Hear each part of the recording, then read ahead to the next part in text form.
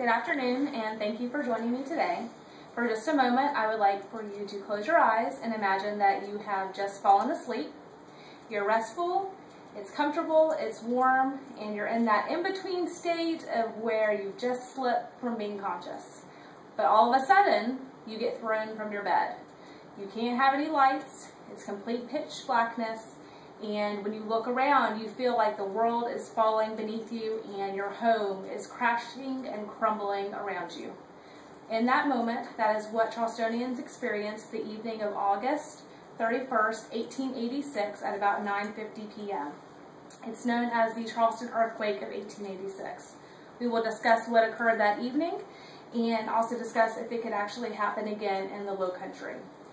This earthquake was actually noted as a 7.3 magnitude and was felt over 2.5 million square miles from Cuba to New York and from Bermuda to the Mississippi.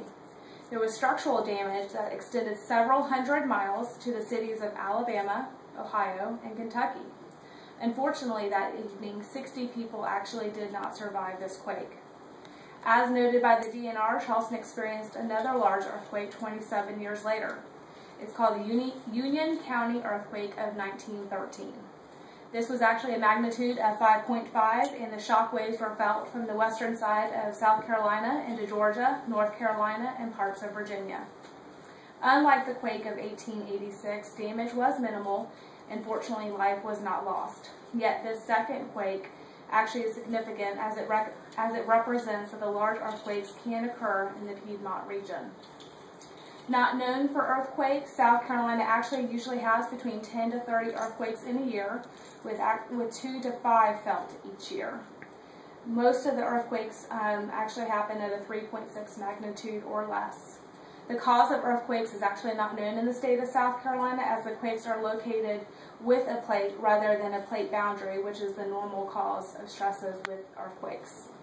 It is possible that the intraplate quakes felt in our state are the result of stresses transmitted inward from the boundaries of the North American plate. There is currently no reliable method to actually predict the time, place, or magnitude of an earthquake. However, there is the belief and thought by scientists that where an earthquake has occurred before, we are almost certain that it will occur there again.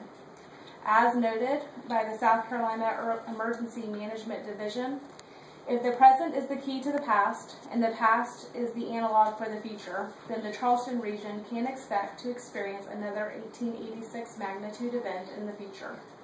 In conclusion, I would like to encourage you to not live in fear of the next possible natural disaster, but to review available resources online to know what should be done before, during, and after an earthquake. Thank you.